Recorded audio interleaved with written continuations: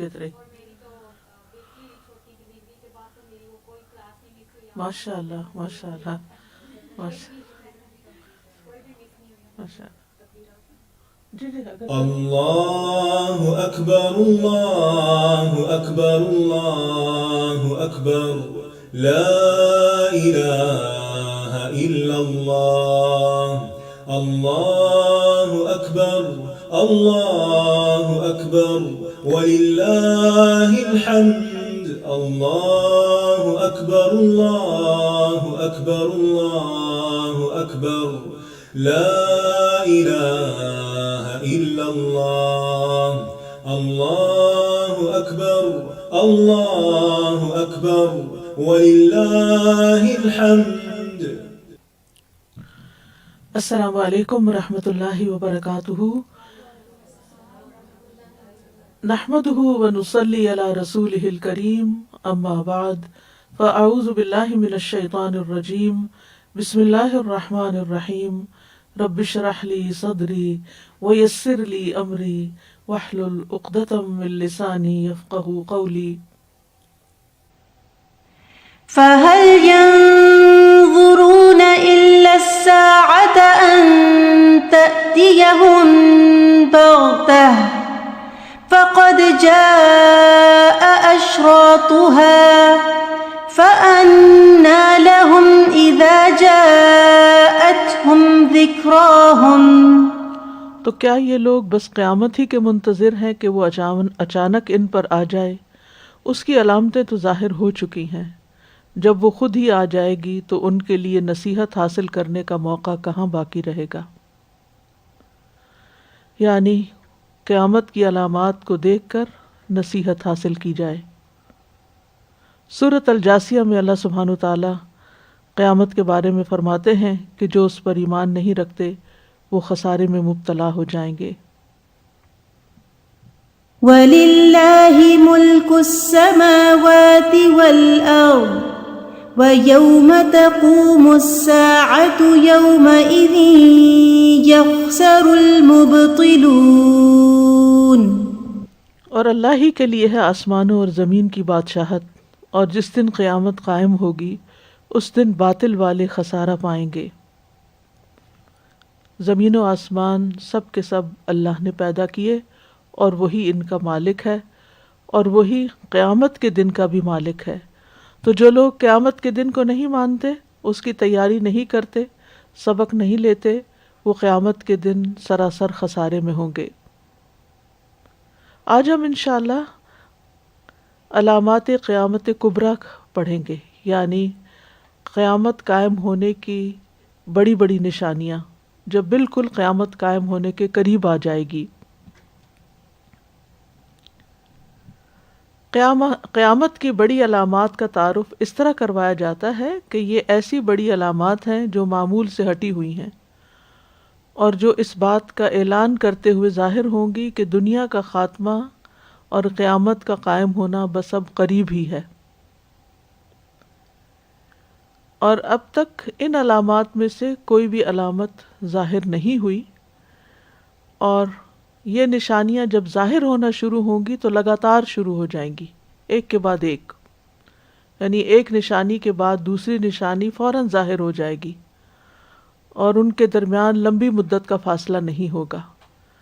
کیونکہ رسول اللہ صلی اللہ علیہ وسلم نے فرمایا، ابو ہریرہ رضی اللہ عنہ سے روایت ہے کہ جیسے لڑی ٹوٹنے سے اس کے من کے پے در پے گرنا شروع ہو جاتے ہیں، جیسے کبھی آپ نے تسبیح ہار ٹوٹتا ہوا دیکھا ہوگا کہ ایک ذرا سے کوئی اس کو بریک یعنی کہ اس میں سے کٹ لگے تو پھر صرف ایک من کا نہیں ٹوٹتا، ایک کے بعد ایک لڑی ٹوٹنے لگتی ہے، گرنے لگتی ہے. ایسے ہی علامات قیامت یکے بعد دیگرے تسلسل کے ساتھ نمودار ہوں گی. تو قیامت کے قریب ہونے کی جو نشانیاں ہیں وہ 10 نشانیاں ہیں. سنن نبی داؤد میں ان کی تفصیل آتی ہے. حذیفہ بن اسید غفاری رضی اللہ عنہ سے روایت ہے، وہ کہتے ہیں کہ ہم رسول اللہ صلی اللہ علیہ وسلم کے کمرے کے سائے میں بیٹھے باتیں کر رہے تھے کہ ہم نے قیامت کا ذکر کیا اور ہماری آوازیں بلند ہوئیں. تو رسول اللہ صلی اللہ علیہ وسلم نے فرمایا، قیامت اس وقت تک نہیں آئے گی جب تک کہ اس سے پہلے 10 نشانیاں ظاہر نہ ہو جائیں۔ نمبر 1، سورج کا اپنے مغرب سے طلوع ہونا، یعنی مشرق سے روز طلوع ہوتا ہے لیکن جب مغرب سے طلوع ہوگا۔ نمبر 2، دابۃ الارض، جانور کا نکلنا۔ نمبر 3، یاجوج ماجوج کا ظہور۔ نمبر 4، دجال کا خروج۔ نمبر 5، عیسیٰ ابن مریم علیہ السلام کی آمد۔ نمبر 6، دخان یعنی دھواں۔ نمبر 7، 8 اور 9، تین جانب سے زمین کا دھنس جانا، ایک مغرب میں، ایک مشرق میں اور تیسرا جزیرۃ العرب میں۔ اور نمبر 10، ان سب کے آخر میں یمن سے یعنی وسط عدن سے آگ نکلے گی جو لوگوں کو محشر میں چلا لے جائے گی، علاقہ شام کی طرف ان کو جمع کرے گی۔ قیامت کی علامات کی یہ ترتیب جو ہے، یہ متعدد احادیث میں جو چیزیں نظر آتی ہیں مختلف طرح ہیں، یعنی ان کی یہ ترتیب نہیں ہوگی جو جس طرح میں نے آپ کو بتائی ہے۔ نشانیوں کا ذکر کیا گیا ہے لیکن ترتیب نہیں بتائی گئی۔ بہرحال اس میں علماء نے کچھ اجتہادات کیے ہیں، مختلف احادیث کو اسٹڈی کرنے کے بعد انہوں نے ایک کے بعد ایک علامت کا ذکر کیا ہے، لیکن ترتیب کے لحاظ سے آخری نشانی ہر جگہ آگ کا نمودار ہونا ہی ہے۔ اور یہ بھی کہا جاتا ہے کہ زمینی علامات میں سب سے پہلی علامت دجال کا ظاہر ہونا ہے، یعنی وہ کہتے ہیں کہ کچھ زمینی علامات ہیں اور کچھ آسمانی علامات ہیں۔ تو ان میں پہلی علامت کون سی ہے؟ جہاں تک سب سے شروع ہونے والی علامات اور اس کے بعد دیگر آنے والی علامات ہیں، تو اس میں بھی علماء کے درمیان اختلاف رہا ہے۔ بعض نے ان کی 2 قسمیں بیان کی ہیں۔ پہلی قسم زمینی علامات ہیں جن میں سب سے پہلے دجال ہوگا۔ دوسری قسم آسمانی علامات ہیں جن میں سب سے پہلے سورج مغرب سے طلوع ہوگا، جیسے کہ حافظ ابن حجر بیان کرتے ہیں۔ کچھ اور علماء ہیں جیسے امام طیبی ہیں، تو وہ کچھ یوں تقسیم کرتے ہیں۔ پہلی تقسیم، کچھ علامات قیامت کے قریب آنے پر دلالت کرتی ہیں، ان میں سے پہلی علامت دجال کا ظہور ہے، اور دوسری کچھ علامات قیامت قائم ہونے پہ دلالت کرتی ہیں، ان میں سے پہلی علامت دھوئیں کا ظاہر ہونا ہے۔ قرطبی رحمۃ اللہ علیہ التذکرہ میں کہتے ہیں کہ تمام نشانیوں میں سے پہلی نشانی دجال کا ظاہر ہونا ہے، یعنی جب دجال ظاہر ہو جائے تو سمجھو کہ اب قیامت بہت قریب آ گئی۔ پھر عیسیٰ علیہ السلام کا نازل ہونا ہے، پھر یاجوج ماجوج کا نکلنا ہے، پھر جب اللہ ان کو ان کی گردنوں میں ایک کیڑا پیدا کر کے ہلاک کر دے گا جیسا کہ حدیث میں آیا ہے، پھر اللہ تعالیٰ اپنے نبی عیسیٰ علیہ السلام کو فوت کرے گا۔ بعض علماء نے کہا ہے کہ وہ تقریباً 25 سال دنیا میں رہیں گے، دوبارہ شادی بھی کریں گے، ان کے بچے بھی ہوں گے، پھر طبعی موت مریں گے۔ عیسیٰ علیہ السلام کے ہوتے ہوئے زمین یاجوج ماجوج سے خالی ہو جائے گی اور لوگوں میں مدت لمبی ہو جائے گی، دین کا اکثر حصہ ختم ہو جائے گا۔ جب عیسیٰ علیہ السلام آئیں گے اس وقت تو سب لوگ اسلام پر قائم ہو جائیں گے، وہ صلیب توڑ دیں گے اور خنزیر ختم ہو جائے، یعنی ہلاک کریں گے اس کو، خنزیر کو ہلاک کریں گے۔ لیکن عیسیٰ علیہ السلام کے بعد پھر کیا ہوگا کہ لوگ اپنی عادات کی طرف دوبارہ لوٹنے لگیں گے اور کفر اور فسق کے نئے نئے کام ایجاد کر لیں گے۔ یعنی یہ ہر زمانے میں ہوتا ہے، جیسے اللہ تعالیٰ تجدید دین کے لیے ایک بندے کو اٹھاتا ہے اور وہ بندہ لوگوں کو اللہ کی طرف بلاتا ہے، اور اس بندے کے فوت ہونے کے بعد پھر لوگ نئی نئی بدعات ایجاد کر لیتے ہیں۔ خود جیسا کہ نبی صلی اللہ علیہ وسلم کی وفات کے بعد ہم دیکھتے ہیں کہ امت میں بدعات ایجاد ہو گئیں۔ بہرحال عیسیٰ علیہ السلام کے بعد پھر دابۃ الارض آئے گا جو کافر اور مومن میں فرق کر دے گا، تاکہ کافر اپنے کفر سے رک جائیں اور فاسق اپنے فسق سے باز آ جائیں، اور وہ جس فسق اور نافرمانی میں پڑے ہوئے ہیں اس سے پیچھے ہٹ جائیں اور اس سے رک جائیں۔ پھر جانور ان سے غائب ہو جائے گا اور ان کو مہلت دی جائے گی. پھر جب وہ اپنی سرکشی پر اڑے رہیں گے تو سورج مغرب سے طلوع ہو جائے گا اور اس کے بعد کسی کافر و فاسق کی توبہ قبول نہیں ہوگی. تو اس سے کیا پتہ چلتا ہے کہ ہر کچھ عرصے کے بعد ایک نشانی ظاہر ہوگی جو لوگوں کو ایک طرح سے خوف بھی دلائے گی، ان کو یاد دلائے گی کہ قیامت آنے والی ہے. پھر شاید کچھ لوگ سمجھ جائیں اور پھر دوبارہ وہی حالات ہو جائیں گے. پھر اللہ تعالیٰ ایک اور نشانی دکھائے گا، پھر ایک اور نشانی دکھائے گا. لیکن جب سورج مغرب سے طلوع ہو جائے گا تو پھر کسی کی توبہ قبول نہ ہوگی اور اللہ کا کلام اور شرعی احکام اٹھا لیے جائیں گے. اس کے فوراً بعد جلد ہی قیامت قائم ہو جائے گی، کیونکہ اللہ سبحانہ وتعالیٰ فرماتے ہیں وَمَا خَلَقْتُ الْجِنَّ وَالْإِنسَ إِلَّا لِيَعْبُدُونَ کہ میں نے جن و انس کو اپنی عبادت کے لیے پیدا کیا ہے. تو جب عبادت ہی ختم ہو جائے گی تو پھر اللہ تعالیٰ زمین پر لمبی عمر لوگوں کو باقی نہیں رہنے دے گا. بعض علماء نے اس طرح اس بات کا ذکر کیا ہے.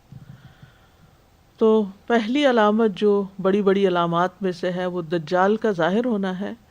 تو آج ہم انشاءاللہ دجال کے بارے میں پڑھیں گے. دجال کا لفظ جو ہے یہ دجل سے ہے.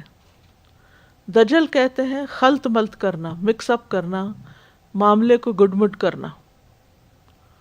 اور دجل اس وقت کہا جاتا ہے جب کوئی معاملے کو خلط ملط کرے اور ملمہ سازی کرے، یعنی چیزوں کو کچھ سے کچھ بنا کر دکھائے.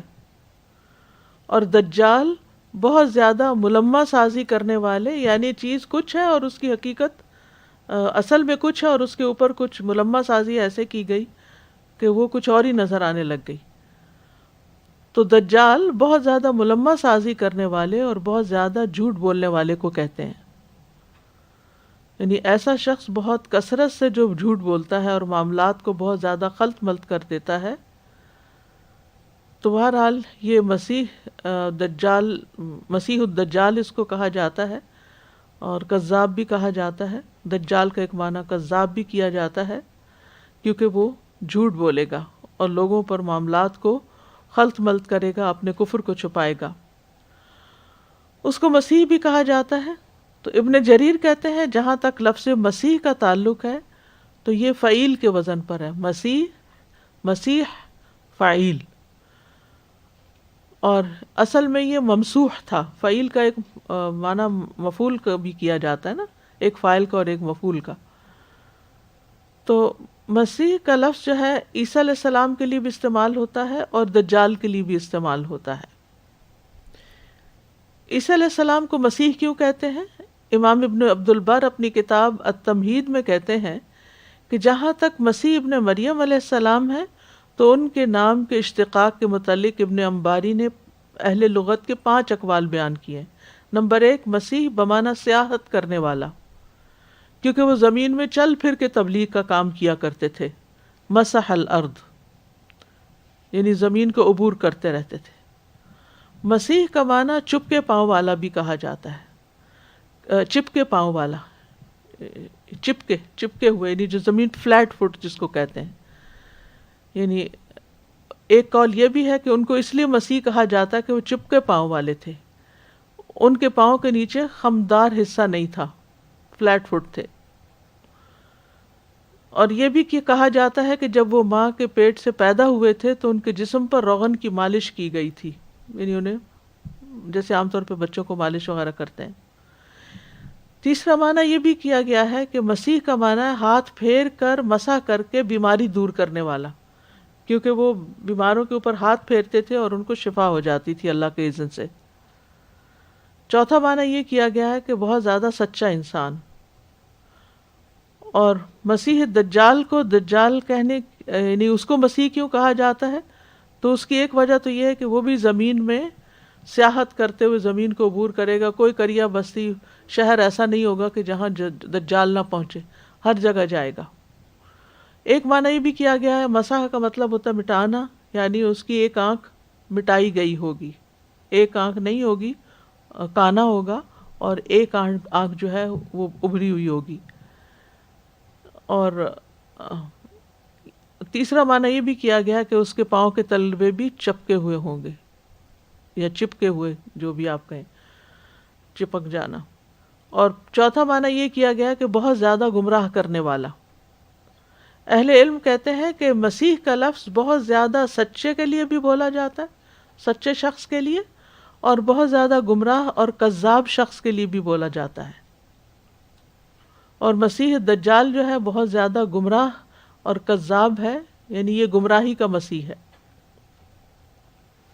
اس کو کچھ معمول سے ہٹی ہوئی نشانیاں دی جائیں گی اور انہی کی وجہ سے وہ لوگوں کو گمراہ کرے گا، جیسے بارش کو برسانا، نباتات اگا کر زمین کو زندہ کرنا، اور دیگر ایسی معمول سے ہٹی ہوئی چیزیں وہ کرے گا جو عام لوگ نہیں کر سکتے.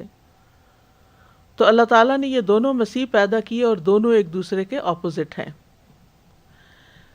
دجال زمین کا سب سے بڑا فتنہ ہے. صحیح مسلم کی روایت میں ہے، عمران بن حسین کہتے ہیں میں نے رسول اللہ صلی اللہ علیہ وسلم کو فرماتے ہوئے سنا، آدم کی پیدائش سے لے کر قیامت کے قائم ہونے تک دجال سے زیادہ کوئی بڑا فتنہ پیش نہیں آیا. یعنی سب سے بڑی مصیبت ہوگی زمین والوں کے لیے، سب سے بڑی ٹرائل ہوگی. ہر نبی نے اپنی امت کو دجال سے ڈرایا تھا. عبداللہ بن عمر رضی اللہ عنہما کہتے ہیں کہ جب رسول اللہ صلی اللہ علیہ وسلم نے حجۃ الوداع کیا تو لوگوں کو خطبہ دیا، مسیح دجال کا تفصیلی ذکر کیا. یہ کب کیا؟ حجۃ الوداع میں. یہ حجت لفظ نہیں ہے، حج ہے، حجہ. پھر فرمایا اللہ نے جس نبی کو بھی بھیجا اس نے اپنی امت کو دجال سے ضرور ڈرایا ہے. نوح علیہ السلام نے بھی اپنی امت کو ڈرایا تھا اور ان کے بعد بھی تمام انبیاء ڈراتے رہے ہیں.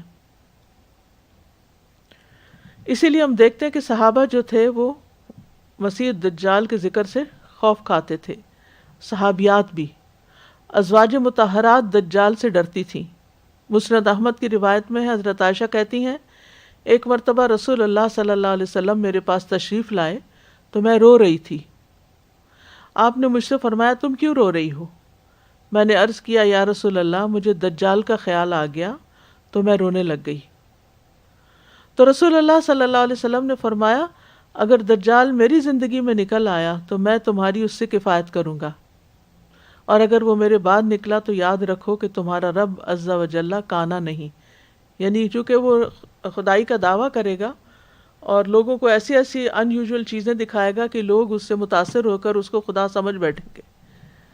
تو یہی سب سے بڑا فتنہ ہے کہ انسان کے ایمان کی آزمائش ہوگی دجال کے ذریعے. تو تم یہ نشانی یاد رکھنا کہ جو ایک آنکھ سے کانا ہے وہ الہ نہیں ہو سکتا، خدا نہیں ہو سکتا.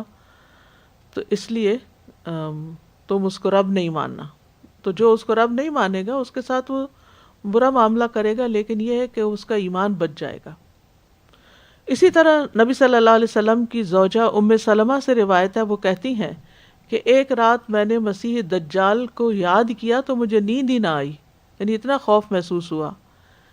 صبح میں رسول اللہ صلی اللہ علیہ وسلم کی خدمت میں حاضر ہوئی اور آپ سے اس کا ذکر کیا تو آپ نے فرمایا اس طرح پریشان مت ہو، اگر اس نے میری زندگی میں خروج کیا تو اللہ میرے سبب سے تمہیں اس سے کفایت کرے گا، یعنی میں خود اس کا مقابلہ کر لوں گا.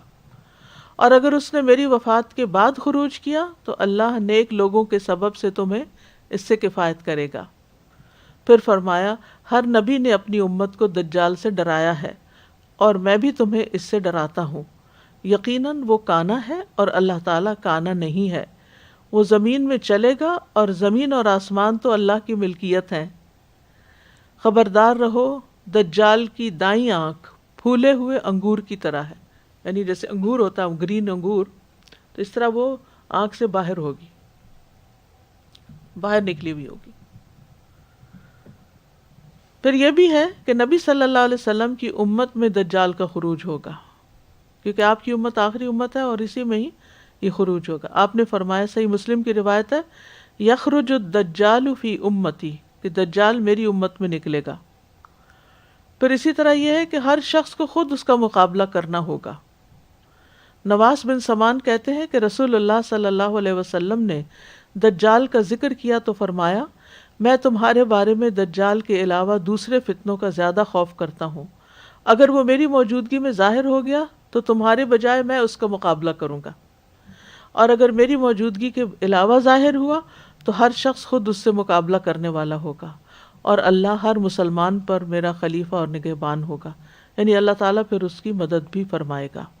یعنی جو دجال کے سامنے ڈٹ گیا اور اس کی باتوں میں نہ آیا تو اللہ تعالیٰ اس کو کفایت کریں گے. پھر اسی طرح اس کی جو نشانیاں ہیں اور آنکھ کے علاوہ، تو رسول اللہ صلی اللہ علیہ وسلم نے فرمایا میں یہ بات دجال سے بھی زیادہ جانتا ہوں کہ اس کے ساتھ کیا ہوگا.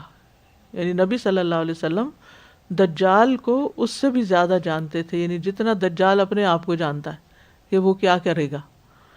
حذیفہ کہتے ہیں، صحیح مسلم کی روایت ہے کہ رسول اللہ صلی اللہ علیہ وسلم نے فرمایا میں یہ بات دجال سے بھی زیادہ جانتا ہوں کہ اس کے ساتھ کیا ہوگا. اس کے ساتھ بہتی ہوئی 2 نہریں ہوں گی، جن میں سے ایک دیکھنے میں سفید پانی کی ہوگی اور دوسری دیکھنے میں بھڑکتی ہوئی آگ کی ہوگی، جیسے بہتی آگ چلی جا رہی ہو. دجال کے آنے کے بعد نیک اعمال کرنا، ایمان لانا فائدہ نہ دے گا. ابو ہریرہ رضی اللہ عنہ سے روایت ہے، صحیح مسلم کی روایت ہے کہ رسول اللہ صلی اللہ علیہ وسلم نے فرمایا 3 چیزوں کے ظاہر ہو جانے کے بعد کسی ایسے آدمی کا ایمان لانا اس کے لیے فائدہ مند نہ ہوگا جو اس سے پہلے ایمان نہ لایا ہو یا اس نے اپنے ایمان کی حالت میں نیک عمل کمایا ہو، تو وہ بھی فائدہ نہ دے گا. یعنی اگر پہلے سے کوئی ایمان نہیں لایا ہوا اور نیک عمل نہیں کرتا اور دجال کو دیکھ کر کرنا شروع ہو گیا تو فائدہ نہیں ہوگا. نمبر 1 سورج کا مغرب سے نکلنا، اس کے بعد بھی توبہ قبول نہیں ہوگی. نمبر 2 دجال کا نکلنا، اور نمبر 3 دابۃ الارض یعنی زمین سے جانور کا نکلنا. تو یہاں تک جو باتیں آپ نے پڑھی ہیں، اگر اس سے متعلق کوئی چیز آپ پوچھنا چاہیں یا کہنا چاہیں تو موسٹ ویلکم.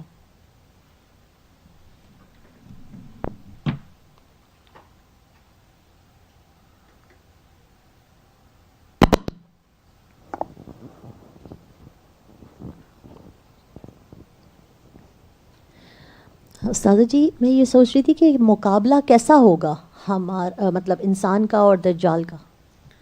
وہ جب کچھ کرنے کو کہے گا کہ مجھے خدا مانو اور نہیں مانیں گے تو وہ قتل کرے گا، تو پھر یا وہ اس کے ساتھ ایک سو کالڈ جنت اور جہنم ہوگی تو وہ اس انسان کو جہنم میں پھینکے گا تو وہ اس کے لیے اصل میں جنت بن جائے گی. تو بے شک پھینکتا ہے تو پھینک دے، پھینکتا تو پھینک، ڈرنا نہیں ہے ایمان والے کو. بالکل دیٹس اوکے، ڈرنا نہیں ہے. ڈرنا نہیں. میرا سوال ہے کہ مسیح کیا اس کو ویسے ٹائٹل دیا جائے گا، ہر کوئی اس کو بلائے گا؟ یعنی ٹائٹل ہے اس کا. اچھا ویسے ہی مطلب جیسے مسیح الدجال، ہم دعا بھی مانگتے ہیں نا، وَنَعُوذُ بِكَ مِن فِتْنَةِ الْمَسِيحِ الدَّجَّالِ.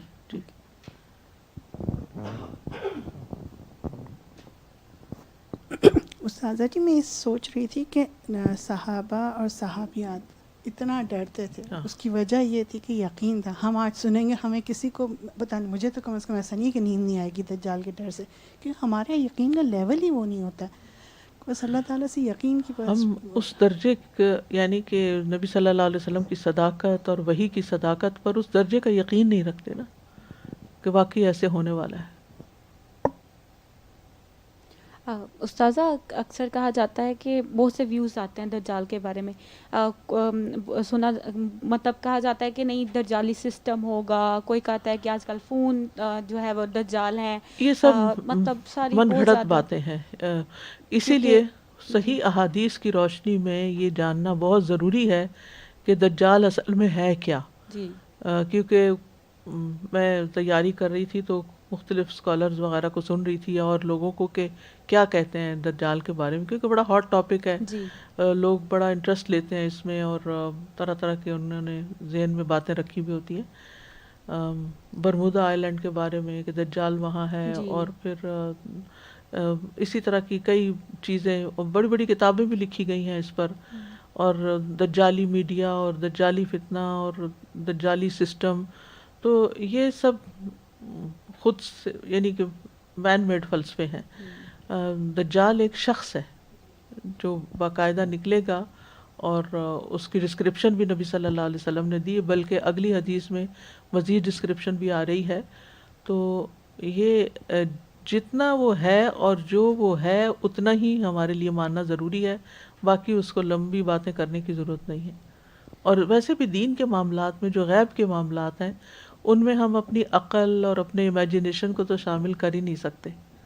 السلام علیکم استاذہ، کسی نے مجھ سے ایک دفعہ ایسی پوچھا تھا کہ دجال کے لیے بھی مسیح کا لفظ استعمال ہوتا ہے، عیسیٰ علیہ السلام کے لیے بھی ہوتا ہے، تو آپ اس کو مجھے ایکسپلین کریں کیوں؟ تو مجھے اس وقت تو سچی بات ہے شاید میرے بالکل ذہن میں نہیں آئی چیز، تو آپ اس کو تھوڑا سا ایکسپلین کریں گی کہ کیوں؟ میں نے دونوں کے معنی جی ابھی بتائے آپ نے ہیں آپ کو، ہاں، لیکن اب وہ جیسے یعنی آپ نے جو بتایا- علماء نے لکھا ہے وہ سب کا خلاصہ آپ کے سامنے میں نے رکھ دیا ہے کہ چونکہ وہ بھی زمین میں گھومے پھرے گا، مساحت یعنی ہر قریہ بستی میں پہنچ جائے۔ اگر آپ صرف ایک پوائنٹ بھی یاد رکھیں کہ عیسیٰ علیہ السلام بھی ایک جگہ رہ کے تبلیغ کا کام نہیں کرتے تھے بلکہ ہر جگہ جی وہ یہ پوائنٹ تو میں نے ان کو بتایا، لیکن جیسے ابھی آپ نے بتایا کہ بہت زیادہ جھوٹا اور بہت زیادہ سچا، جی تو حضرت عیسیٰ کے لیے ہم یہ کہیں گے کہ وہ بہت زیادہ سچے اور بالکل الحمدللہ ٹھیک۔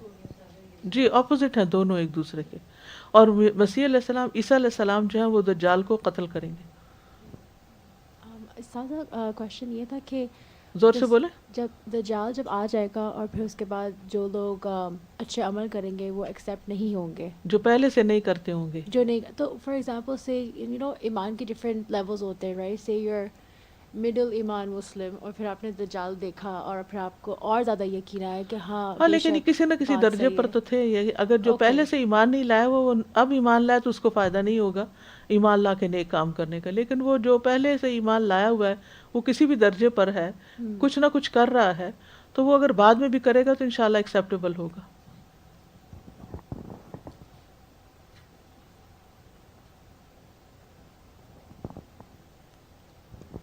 استاذہ جی یہ کہتے ہیں کہ زندہ اور مردہ دونوں کے اوپر کیا یہ فتنہ آئے گا؟ جیسے ہمیں اپنے لیے ورڈ ہونا چاہیے یا بچوں کے لیے، یا ڈر تو لگتا ہے، پتہ ہے کہ سٹیجنگ سٹارٹ ہو گئی ہے دجال کے آنے کی، کچھ نہیں کہہ سکتے، یہ بھی نہیں کہہ سکتے، یہ بھی نہیں کہہ سکتے، یہ بھی نہیں کہہ سکتے، ہمیں نہیں معلوم کہ ہمارے سے 100 سال بعد آئے گا، اب سے آج آ جائے گا، یا 100 سال بعد آئے گا، 1000 سال بعد آئے گا، یہ بھی نہیں کہہ سکتے۔ نہیں مردوں کو تو کچھ نہیں کہے گا، مردے کا زیادہ یہ آتا ہے کہ وہ کسی مردے کو یعنی کہ زندہ کر کے دکھا دے گا، جیسے عیسیٰ علیہ السلام کرتے تھے نا، یہ بھی وہ ایک پوائنٹ ہے۔ جی جیسے آپ نے ابھی بتایا کہ نبی صلی اللہ علیہ وسلم کہتے تھے کہ اگر میرے وقت میں بھی اس کا خروج ہو گیا، یا صحابیات تھی، اور آپ دیکھیں کہ 1400 سال سے اوپر گزر چکے ہیں، تو I mean for us to assume anything, any time frame is wrong، ہم نہیں کر سکتے، ہم نہیں کہہ سکتے آج ہو جائے یا ایک 10,000 سال بعد ہو، ہمیں کچھ نہیں پتا۔ ایمان بس اصل میں یہ ہے کہ انسان ایمان کو تھام لے، کچھ بھی زندگی میں گزرتا رہے لیکن اپنا ایمان جو ہے اس کو سب سے قیمتی متاع سمجھے۔ جی بالکل۔ استاد جی بس ایک بات ایڈ آن کرنا چاہ رہی تھی، ایک تو خیر آسیہ جی نے ایکسپلین کر دی کہ اس سے بھی پتہ چلتا ہے کہ نبی کریم صلی اللہ علیہ وسلم عالم غائب، علم الغائب کا بالکل ان کو علم نہیں تھا، جیسے انہوں نے کہا کہ اگر میرے سامنے آ گیا، کیونکہ ان کو نہیں پتہ تھا۔ اور دوسرا یہ کہ ہماری کتنی خوش قسمتی ہے کہ کلیئر اس کی نشانی بتا دی کہ وہ کانا نہیں ہوگا۔ دا مومنٹ ہمیں کوئی پتہ چلے کہ کانا ہوگا، جیسے پوری دونوں آنکھیں سلامت نہیں ہوں گی، تو یہ کتنی بڑی ہمارے پاس بہت بڑی نشانی ہے۔ یعنی رب کانا نہیں، کیونکہ وہ رب ہونے کا دعویٰ کرے گا۔ دجال کہاں ہے، یہ بھی ایک سوال ہوتا ہے۔ دجال اس وقت بھی دنیا میں موجود ہے اور وہ اپنے نکلنے کا انتظار کر رہا ہے۔ یہ بات ہمیں ایک طویل حدیث سے پتہ چلتی ہے۔ فاطمہ بنت قیس فرماتی ہیں کہ میں نے رسول اللہ صلی اللہ علیہ وسلم کی طرف سے ندا دینے والے کی آواز سنی جو کہہ رہا تھا نماز کی جماعت ہونے والی ہے۔ پس میں مسجد کی طرف نکلی اور میں نے رسول اللہ صلی اللہ علیہ وسلم کے ساتھ نماز ادا کی، اور اس حال میں کہ میں عورتوں کی صف میں تھی جو مردوں کی پشتوں سے ملی ہوئی تھی، یعنی بالکل آگے مرد کھڑے تھے اور میں ان کے پیچھے تھی۔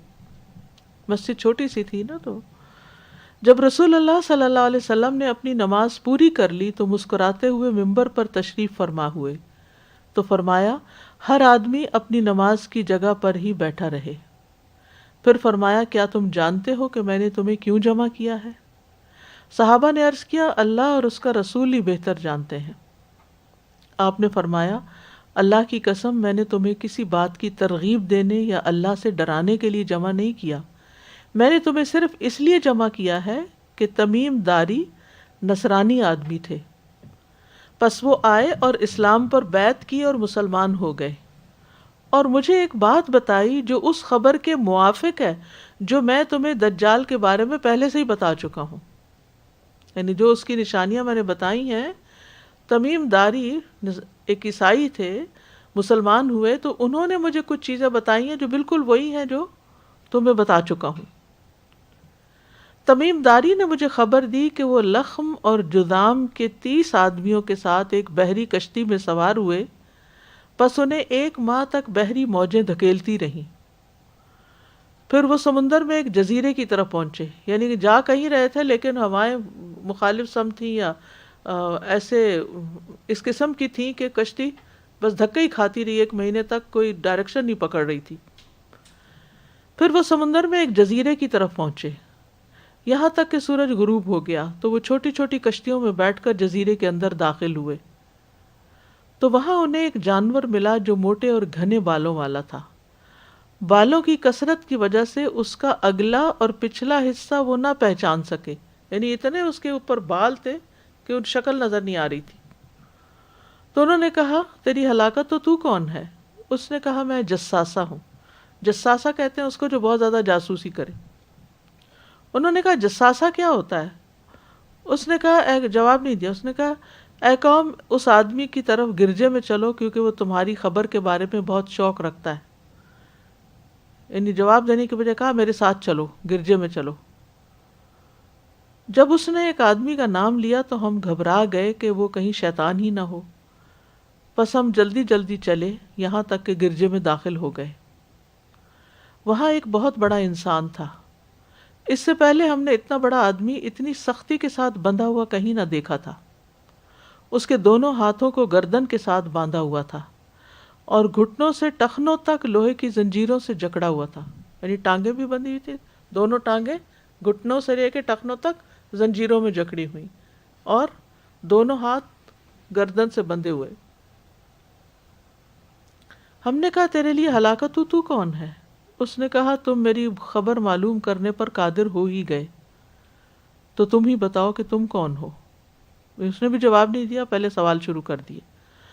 انہوں نے کہا ہم عرب کے لوگ ہیں، ہم دریائی جہاز میں سوار ہوئے، پس جب ہم سوار ہوئے تو سمندر کو جوش میں پایا، پس موجیں 1 مہینے تک ہم سے کھیلتی رہیں، پھر ہمیں تمہارے اس جزیرے تک پہنچا دیا. پس ہم چھوٹی چھوٹی کشتیوں میں سوار ہوئے اور جزیرے کے اندر داخل ہو گئے، تو ہمیں بہت موٹے اور گھنے بالوں والا جانور ملا، جس کے بالوں کی کثرت کی وجہ سے اس کا اگلا اور پچھلا حصہ پہچانا نہ جاتا تھا. ہم نے کہا تیرے لیے ہلاکت تو کون ہے؟ تو اس نے کہا میں جساسہ ہوں. ہم نے کہا جساسہ کیا ہوتا ہے؟ اس نے کہا گرجے میں اس آدمی کی طرف جاؤ کیونکہ وہ تمہاری خبر کا بہت شوق رکھتا ہے. پس ہم تمہاری طرف جلدی سے چلے اور ہم گھبرائے اور اس سے پرامن نہ تھے کہ وہ شیطان ہو. اس نے کہا مجھے بیسانہ کے باغ کے بارے میں بتاؤ. ہم نے کہا اس کی کس چیز کے بارے میں تم خبر معلوم کرنا چاہتے ہو؟ اس نے کہا میں اس کی کھجوروں کے پھل کے بارے میں پوچھنا چاہتا ہوں. ہم نے اس سے کہا کہ ہاں وہاں پھل آتا ہے. اس نے کہا عنقریب یہ زمانہ آنے والا ہے کہ وہ درخت پھل نہ دیں گے. پھر کہنے لگا مجھے بحیرت طبریہ کے بارے میں خبر دو. یہ ہم نے پیچھے یاجوج ماجوج کے سلسلے میں پڑھا تھا. ہم نے کہا اس کی کس چیز کے بارے میں تم خبر معلوم کرنا چاہتے ہو؟ اس نے کہا کیا اس میں پانی ہے؟ ہم نے کہا اس میں پانی کثرت کے ساتھ موجود ہے. اس نے کہا عنقریب اس کا سارا پانی ختم ہو جائے گا. یاجوج ماجوج پی جائیں گے نا تو زمین خشک ہو جائے گی. اس نے کہا مجھے زغرہ کے چشمے کے بارے میں بتاؤ. زائی کے ساتھ زے، زغرہ. ہم نے کہا اس کی کس چیز کے بارے میں تم معلوم کرنا چاہتے ہو؟ اس نے کہا کیا اس چشمے میں وہاں کے لوگ اس کے پانی سے کھیتی باڑی کرتے ہیں؟ ہم نے کہا یہ کثیر پانی والا ہے اور وہاں کے لوگ اس کے پانی سے کھیتی باڑی کرتے ہیں. پھر اس نے کہا مجھے امیوں کے نبی کے بارے میں خبر دو. اس نے کہا کیا خبر دیں؟ ہم نے کہا وہ مکہ سے نکلا اور یثرب نے اترا ہے. یعنی ہم نے بتایا اس کو کہ وہ مکہ سے نکلا ہے اور یثرب یعنی مدینہ میں آیا ہے. اس نے کہا کیا عرب کے لوگوں نے اس سے جنگ کی ہے؟ ہم نے کہا ہاں. اس نے اہل عرب کے ساتھ کیا سلوک کیا؟ کیا ہم نے اسے خبر دی کہ وہ اپنے ملحقہ حدود کے عرب پر غالب آ گئے ہیں؟ یعنی ہم نے اسے خبر دی پھر اس شخص کو کہ وہ اپنے ملحقہ حدود کے آس پاس کے علاقوں پہ غالب آ گئے ہیں اور انہوں نے اس کی اطاعت کی ہے. اس نے کہا کیا ایسا ہو چکا ہے؟ ہم نے کہا. اس نے کہا ان کے حق میں یہ بہتر ہے کہ وہ اس کے تابعدار ہو جائیں، اور میں تمہیں اپنے بارے میں خبر دیتا ہوں کہ میں مسیح دجال ہوں. ان قریب مجھے نکلنے کی اجازت دے دی جائے گی، پس میں نکلوں گا اور زمین میں چکر لگاؤں گا اور 40 راتوں میں ہر بستی پہ اتروں گا، مکہ اور مدینہ کے علاوہ، کیونکہ ان دونوں پر داخل ہونا میرے لیے حرام کر دیا جائے گا. جب میں ان دونوں میں سے کسی میں داخل ہونے لگوں گا تو ایک فرشتہ تلوار لیے مجھے روک دے گا. رسول اللہ صلی اللہ علیہ وسلم نے اپنی انگلی کو منبر پر مارا اور فرمایا یہ طیبہ ہے، یہ طیبہ ہے، یہ طیبہ ہے، یعنی مدینہ ہے. کیا میں نے تمہیں یہ باتیں پہلے ہی بیان نہ کر دی تھی؟ لوگوں نے عرض کیا جی ہاں. آپ نے فرمایا مجھے تمیم کی اس خبر سے خوشی ہوئی ہے کہ وہ اس حدیث کے موافق ہے جو میں نے تمہیں دجال اور مدینہ اور مکہ کے بارے میں بیان کیا تھا. آگاہ رہو، دجال شام یا یمن کے سمندر میں، پر اسپیسیفک بات نہیں کی شام یا یمن کے سمندر میں ہے، نہیں بلکہ مشرق کی طرف ہے. وہ مشرق کی طرف ہے، وہ مشرق کی طرف ہے. اور آپ نے اپنے ہاتھ سے مشرق کی طرف اشارہ کیا. تو بہرحال یہ باتیں بھی ہمیں صحیح حدیث سے پتہ چلتی ہیں کہ دجال جو ہے وہ زندہ ہے، جکڑا ہوا ہے، اور جب اللہ کا حکم ہوگا تو اس کو نکلنے کی اجازت دے دی جائے گی. لیکن ابھی کسی کو نہیں پتا کہ وہ کس سمندر کے کس جزیرے کے اندر بند ہے، اللہ عالم. لیکن بہرحال یہ نبی صلی اللہ علیہ وسلم کی خبر کی صداقت بھی ہوئی، تمیم داری کی یہ روایت جو انہوں نے اپنی آنکھوں سے دیکھا. دجال کے حلیے کے بارے میں چند باتیں ہیں. سب سے اہم نشانی کہ وہ ایک آنکھ سے کانا ہوگا. صحیح بخاری میں آتا ہے، ابن عمر سے روایت ہے کہ نبی صلی اللہ علیہ وسلم لوگوں میں کھڑے ہوئے، اللہ تعالیٰ کی ثنا بیان کی جو اس کی شان کے لائق تھی، پھر دجال کا ذکر فرمایا اور فرمایا کہ میں بھی تمہیں اس کے فتنوں سے ڈراتا ہوں. کوئی نبی ایسا نہیں گزرا جس نے اپنی قوم کو اس کے فتنوں سے نہ ڈرایا ہو. نوح علیہ السلام نے بھی اپنی قوم کو اس سے ڈرایا تھا. لیکن میں اس کے بارے میں تمہیں ایسی بات کہوں گا جو کسی نبی نے اپنی قوم سے نہیں کہی، اور وہ بات یہ ہے کہ دجال کانا ہوگا اور اللہ اس سے پاک ہے. اور یہ کہنے کا مطلب کیا ہے کہ لوگ اس کے پیچھے لگ جائیں گے، اس کو اپنا الہ مان لیں گے، تو جو کہ غلط کریں گے. مسند احمد کی روایت میں آتا ہے، ابن عباس سے روایت ہے کہ نبی صلی اللہ علیہ وسلم نے دجال کے متعلق فرمایا اگر ہلاک ہونے والے ہلاک ہونے لگیں گے تو تم یاد رکھنا کہ تمہارا رب تعالیٰ کانا نہیں. ہلاک ہونے سے مراد یہاں کیا ہے؟ یعنی اپنا ایمان کھو دیں گے اور دجال کے پیچھے لگ جائیں گے. تو پھر اسی طرح انگور کی طرح پھولی ہوئی آنکھ اور گھنے بال ہوں گے. عبداللہ بن عمر سے روایت ہے مسند احمد کی، کہتے ہیں کہ رسول اللہ صلی اللہ علیہ وسلم نے فرمایا بے شک دجال دائیں آنکھ سے کانا ہوگا، اس کی دوسری آنکھ انگور کے دانے کی طرح پھولی ہوئی ہوگی، یعنی باہر نکلی ہوئی ہوگی. عبداللہ رضی اللہ عنہ نے بیان کیا کہ نبی صلی اللہ علیہ وسلم نے ایک دن لوگوں کے سامنے دجال کا ذکر کیا اور فرمایا کہ اس میں کوئی شبہ نہیں کہ اللہ تعالیٰ کانا نہیں ہے، لیکن دجال داہنی آنکھ سے کانا ہوگا، اس کی آنکھ پھولے ہوئے انگور کی طرح ہوگی. ایک روایت میں ہے وہ گھنے بالوں والا ہوگا. مسند احمد کی روایت سے پتہ چلتا ہے کہ اس کی آنکھ شیشے کی طرح ہوگی. ابی ابن کعب سے روایت ہے کہ آپ نے دجال کا تذکرہ کرتے ہوئے فرمایا کہ اس کی ایک آنکھ سب شیشے کی طرح محسوس ہوگی، جیسے کوئی شیشے کی چیز آنکھ پہ رکھی ہوئی ہے. یہ اس کی خاص علامت ہے. وہ نوجوان ہوگا، گھنگریالے بالوں والا ہوگا.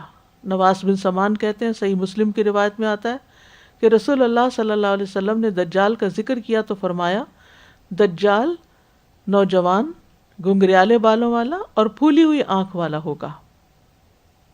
صحیح بخاری کی روایت میں آتا ہے نبی صلی اللہ علیہ وسلم نے فرمایا میں نے رات کو کعبہ کے پاس خواب میں ایک شخص کو دیکھا، سخت اور مڑے ہوئے بالوں والا، جو داہنی آنکھ سے کانا تھا، یعنی خواب میں آپ کو دکھایا گیا. اسے میں نے ابن قطن سے سب سے زیادہ شکل میں ملتا ہوا پایا. کوئی ایک شخص تھا جس کا نام ابن قطن تھا. وہ ایک شخص کے شانوں پر اپنے دونوں ہاتھ رکھے ہوئے بیت اللہ کا طواف کر رہا تھا، یعنی کسی کے کندھے پہ رکھ کے ہاتھ چل رہا تھا. میں نے پوچھا یہ کون ہے؟ فرشتوں نے بتایا یہ دجال ہے. یعنی خواب میں آپ کو وہاں دکھایا گیا، لیکن جب وہ اصل میں آئے گا تو مکہ میں داخل نہیں ہو سکے گا. یعنی خواب کی بات اور ہے، آپ اس میں کنفیوز نہ ہو کہ آپ نے تو یہ فرمایا کہ وہ مکہ مدینہ میں داخل نہیں ہو سکے تو اب طواف کیسے کر رہا ہے. تو یہ خواب دکھایا گیا تھا. اصل میں نبی صلی اللہ علیہ وسلم کو جو خواب کے ذریعے دکھایا جاتا تھا وہ اس لیے تاکہ وہ لوگوں کو اس کا حال حلیہ بتا سکیں، واضح کر سکیں. پھر یہ ہے کہ قد کا بہت لمبا نہیں ہوگا، ویسے وہ بھاری بھرکم ہوگا لیکن قد لمبا نہیں ہوگا. اور یہ بھی کہا جا سکتا ہے کہ ہو سکتا ہے کہ ابھی اس کا قد لمبا ہو لیکن اس وقت اللہ تعالیٰ کوئی تبدیلی کرے. سنن نبی داؤد کی روایت ہے، رسول اللہ صلی اللہ علیہ وسلم نے فرمایا، بے شک میں نے تمہیں دجال کے متعلق بہت کچھ بتایا ہے، لیکن مجھے اندیشہ ہے کہ کہیں تم نے اسے سمجھا نہ ہو. یاد رکھو مسیح دجال پست قد، باہر کو نکلی ٹیڑھی پنڈلیوں والا ہے، یعنی اس طرح کر کے، یعنی باہر کی طرف جیسے کرو ہوتا ہے، یوں کر کے، بہت گنگریالے بالوں والا، ایک آنکھ سے کانا ہوگا جو کہ مٹی ہوئی ہوگی، نہ تو ابری ہوگی نہ بالکل اندر گھسی ہوئی ہوگی، ممسوح. پھر اگر تم اس کو پہچاننے میں شبہ کرو تو جان رکھو کہ بے شک تمہارا رب کانا نہیں.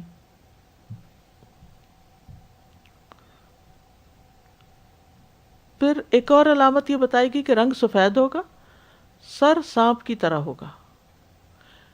مسند احمد کی روایت میں ہے، ابن عباس رضی اللہ عنہما کہتے ہیں نبی صلی اللہ علیہ وسلم سے بیان کرتے ہیں کہ آپ نے دجال کے متعلق فرمایا کہ وہ کانا ہوگا، سفید چمکتا ہوا رنگ ہوگا اس کا، اور اس کا سر سانپ کی طرح محسوس ہوگا. یعنی جسم زیادہ بھاری ہوگا تو سر اوپر، یعنی اس کے مقابلے میں چھوٹا ہوگا. یعنی اگر آپ سانپ کو امیجن کریں، کوبرا وغیرہ کو جیسے، تو پیچھے سے وہ بڑا ہوتا ہے اور اوپر سے ذرا چھوٹا. دجال یہودی ہوگا اور اس کی کوئی اولاد نہ ہوگی. دجال کی اولاد نہیں ہوگی. ابو سعید خدری رضی اللہ عنہ کا بیان ہے کہ ابن سیاد نے مجھ سے کچھ باتیں کہیں، یہ یہودیوں میں سے ایک شخص تھا، جن کی وجہ سے مجھے اسے برا کہنے میں شرم محسوس ہوئی. اس نے کہا، میں نے اپنے بارے میں لوگوں سے معذرت کی ہے کہ میں دجال نہیں ہوں، لیکن اے اللہ کے رسول کے صحابہ، پتہ نہیں تمہیں میرے بارے میں کیا گمان ہے؟ کیا رسول اللہ صلی اللہ علیہ وسلم نے نہیں فرمایا کہ دجال یہودی ہوگا اور میں تو اب مسلمان ہوں؟ یہ بعد میں مسلمان ہو گئے تھے. آپ نے فرمایا کہ دجال کی اولاد نہیں اور میری تو اولاد ہے.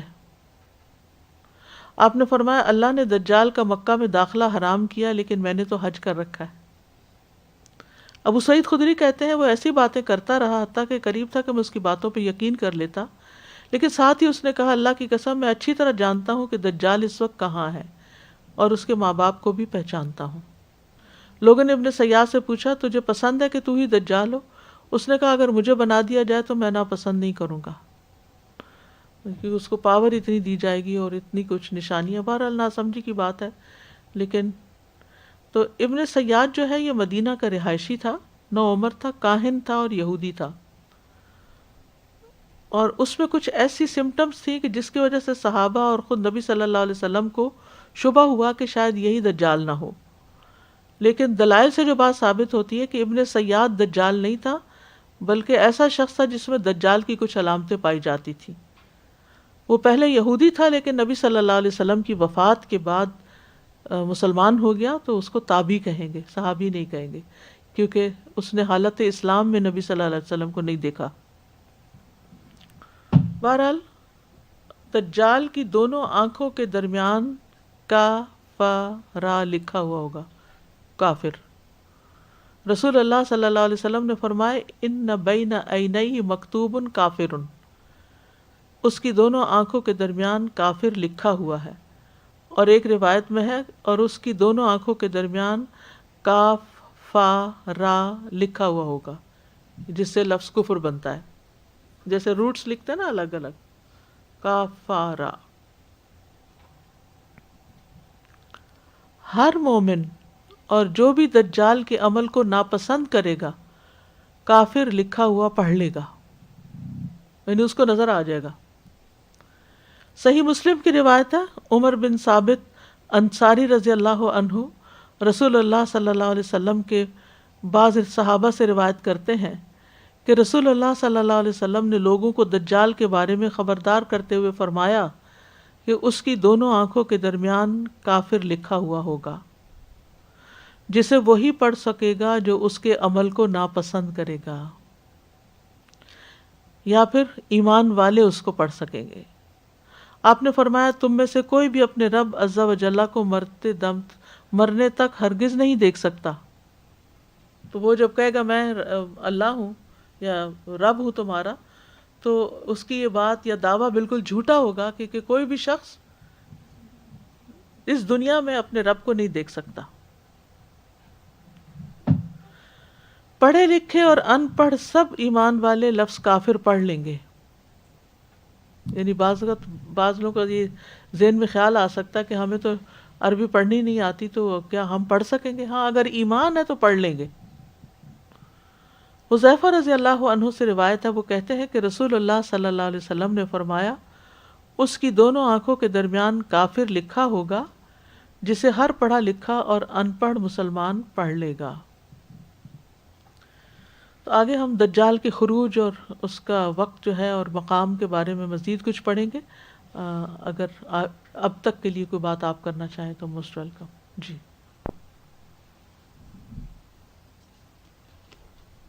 آگے.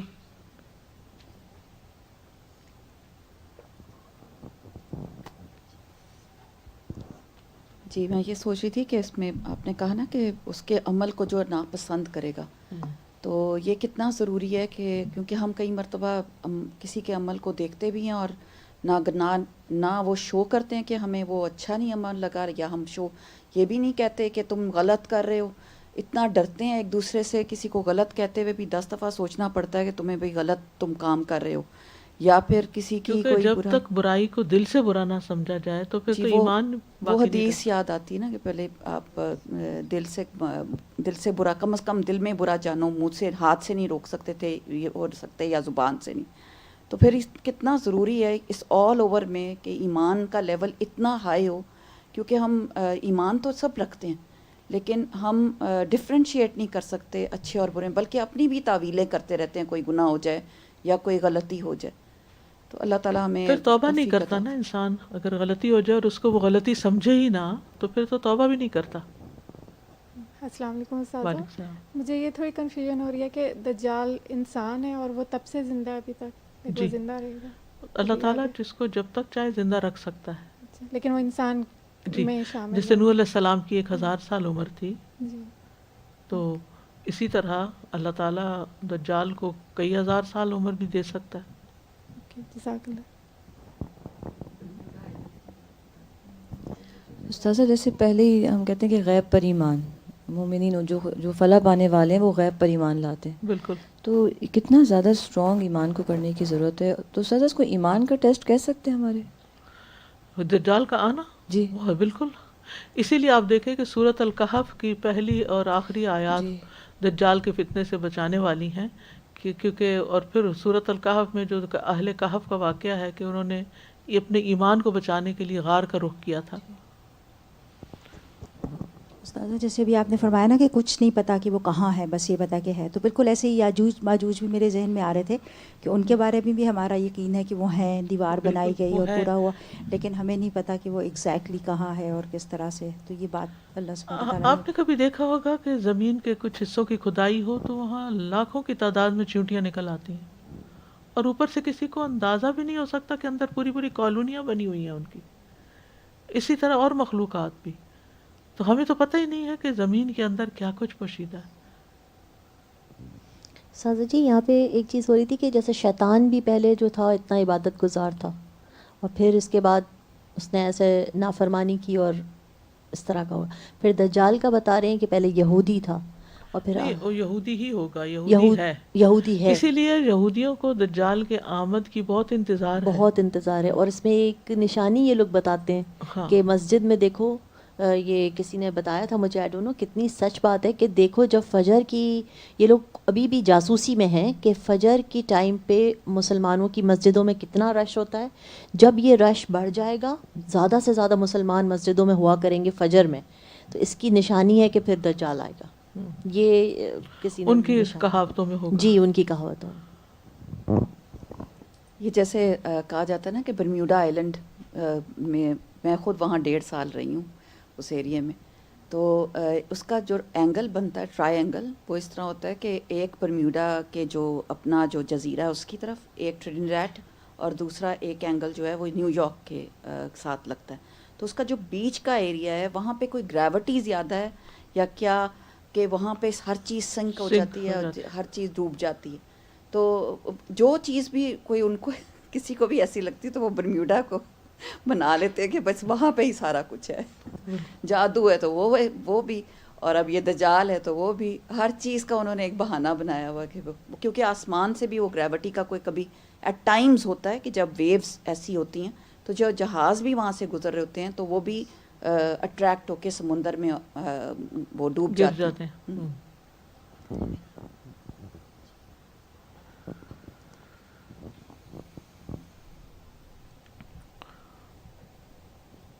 دجال کے خروج کا وقت اور مقام. دجال کے خروج سے کچھ سال پہلے کے حالات کے بارے میں آتا ہے کہ دھوکہ عام ہو جائے گا. مسند احمد کی روایت ہے، انس بن مالک کہتے ہیں کہ رسول اللہ صلی اللہ علیہ وسلم نے فرمایا، خروج دجال سے پہلے کچھ سال دھوکے والے ہوں گے، جن میں سچے کو جھوٹا اور جھوٹے کو سچا قرار دیا جائے گا، امین کو خائن اور خائن کو امین سمجھا جائے گا، اور اس میں روابضہ قسم کے لوگ بڑھ چڑھ کر بولیں گے. کسی نے پوچھا روابضہ کون ہے، کیا مراد ہے؟ آپ نے فرمایا فاسق آدمی عام لوگوں کے امور میں دخل اندازی کرنے لگے گا، یعنی خود اس کا اپنا کوئی کردار نہیں لیکن دوسروں پہ تبصرے شروع کر دے گا. پھر ایک اور علامت یہ بتائے گی کہ آسمان اور زمین بارش اور نباتات روک لیں گے. آسمان اب بارش اور زمین نباتات. اسما بنت یزید انصاریہ روایت کرتی ہیں، وہ کہتی ہیں کہ رسول اللہ صلی اللہ علیہ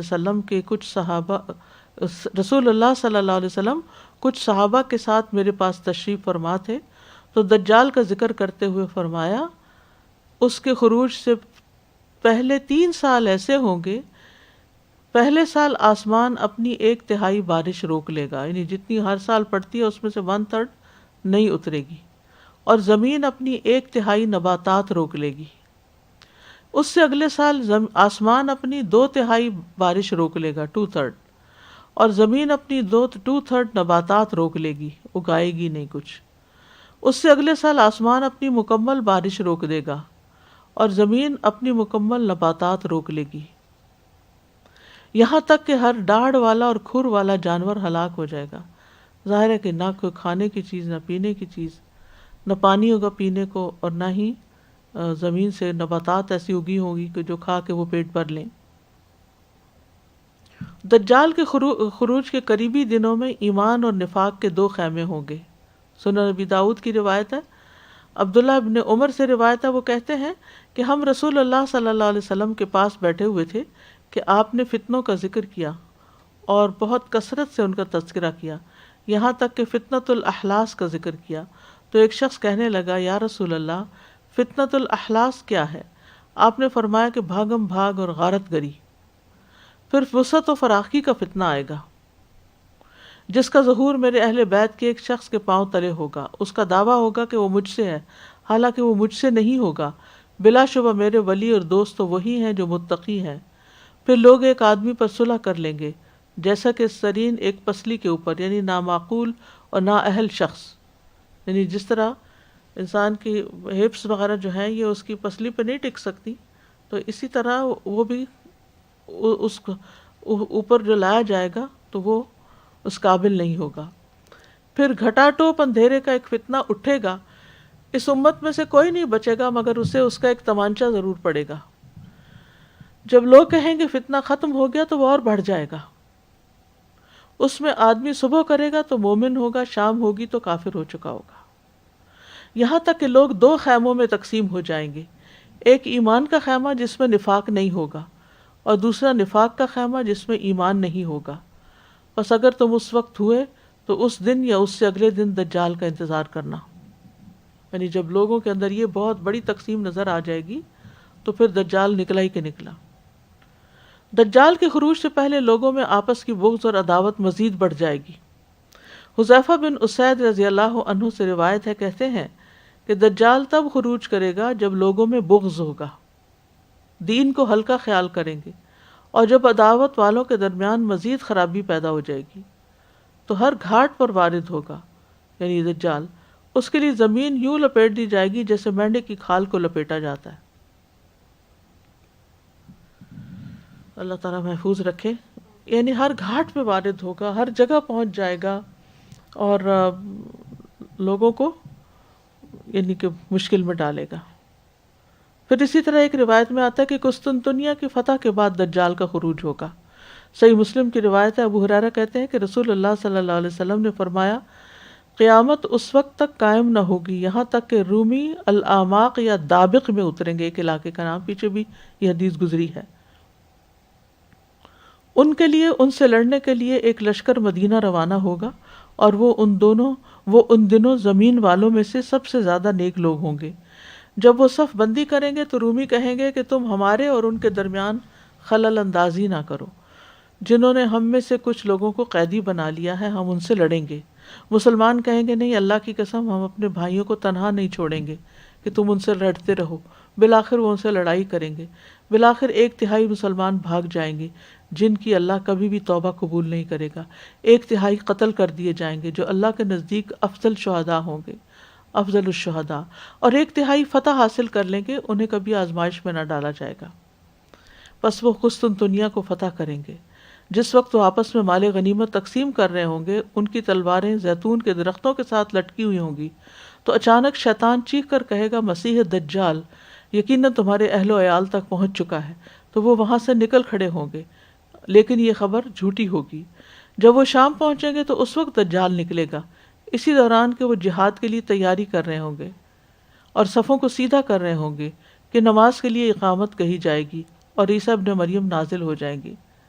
سنن نبی داؤد میں معاذ بن جبل کی روایت ہے، وہ کہتے ہیں کہ رسول اللہ صلی اللہ علیہ وسلم نے فرمایا، بیت المقدس کی آبادی مدینہ کی بے آبادی ہوگی، اور مدینہ کی بے آبادی کے نتیجے میں بہت بڑی جنگ ہوگی، اور اس جنگ کا ظہور قسطنطنیہ کی فتح ہوگا، اور قسطنطنیہ کی فتح کے بعد دجال آئے گا۔ پھر آپ نے معاذ بن جبل کی ران یا کندھے پر اپنا ہاتھ مارا اور فرمایا، بے شک ایسا ہونا اسی طرح سچ اور حق ہے جیسا کہ تمہارا یہاں ہونا اور یہاں بیٹھے رہنا حق ہے۔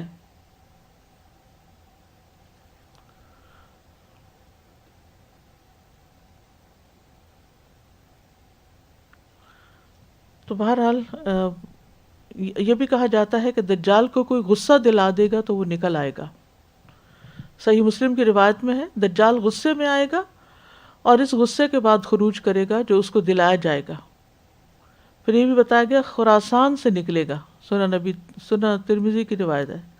ابو بکر صدیق رضی اللہ عنہ کہتے ہیں کہ رسول اللہ صلی اللہ علیہ وسلم نے فرمایا، دجال مشرق کی ایک زمین سے نکلے گا جسے خراسان کہا جاتا ہے، اس کے ساتھ ایسے لوگ ہوں گے جن کے چہرے ڈھالوں کی طرح چپٹے ہوں گے، یعنی فلیٹ فیسز،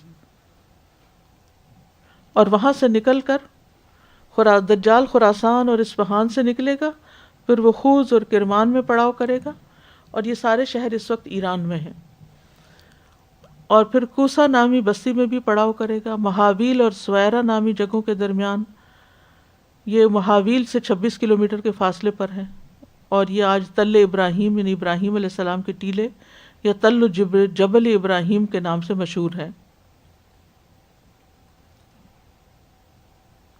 پھر عراق اور شام کے درمیان ایک راستہ جسے خلا کہا جاتا ہے، وہاں نمودار ہوگا اور اردن میں داخل ہوگا، اور عقبۃ افیق میں اس کی تباہی کا آغاز ہوگا۔ بہرحال یہ ایک جگہ سے نکلے گا، پھر وہاں سے نکل کر ہر جگہ گھومنا پھرنا شروع کر دے گا۔ پھر دجال کی سواری کے بارے میں آتا ہے، نبی صلی اللہ علیہ وسلم نے فرمایا دجال کا خروج اس وقت ہوگا جب دین میں سستی اور علم کو پیچھے کر دیا جائے گا. دین میں سستی اور علم کو پیچھے کر دیا جائے گا، یعنی انسان دین سیکھنے میں لیزی ہو جائیں گے.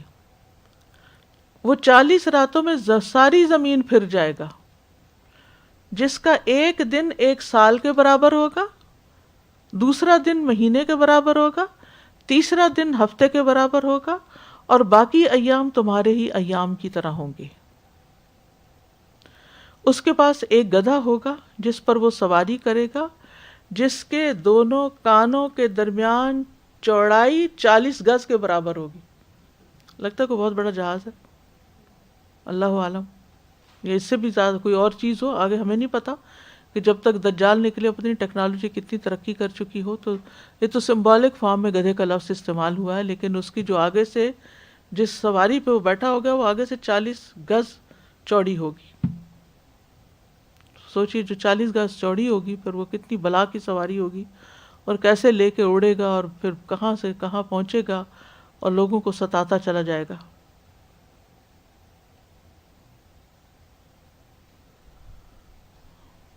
دجال کے 40 دن ہوں گے. نواس بن سمان کہتے ہیں ایک دن رسول اللہ صلی اللہ علیہ وسلم نے دجال کا ذکر کیا تو صحابہ نے عرض کیا اے اللہ کے رسول وہ زمین میں کتنا عرصہ رہے گا؟ آپ نے فرمایا 40 دن، اور ایک دن سال کے برابر، ایک دن مہینے کے برابر، ایک دن ہفتے کے برابر ہوگا، اور باقی ایام تمہارے عام دنوں کے برابر ہوں گے. ہم نے عرض کیا اللہ کے رسول وہ دن جو سال کے برابر ہوگا اس میں ہمارے لیے ایک دن کی نمازیں پڑھنا کافی ہوگا؟ آپ نے فرمایا نہیں، بلکہ تم 1 سال کی نمازوں کا اندازہ کر لینا، یعنی نماز اپنے وقت پر ہی پڑھنا. تو چونکہ وقت ختم ہو چکا، بلکہ 5 منٹ میں اوپر لے گئی ہوں، لیکن یہ کہ تھوڑا سا لیٹ بھی شروع ہوئے تھے، تو انشاءاللہ کل بھی ہم دجالی کے بارے میں پڑھیں گے. اللہ تعالیٰ ہمیں اس فتنے سے محفوظ رکھے، اور ہمارے لیے ضروری ہے کہ ہم ان چیزوں کا تذکرہ کرتے رہیں گھروں میں، تاکہ سب لوگ محتاط زندگی بسر کریں، تقوی والی زندگی. وآخر دعوانا ان الحمد للہ رب العالمین. سبحانک اللہم وبحمدک اشہد ان لا الہ الا انت استغفرک واتوب الیک. السلام علیکم ورحمۃ اللہ وبرکاتہ. اللهم صل على محمد وعلى آل محمد كما صليت على إبراهيم وعلى آل إبراهيم إنك حميد مجيد.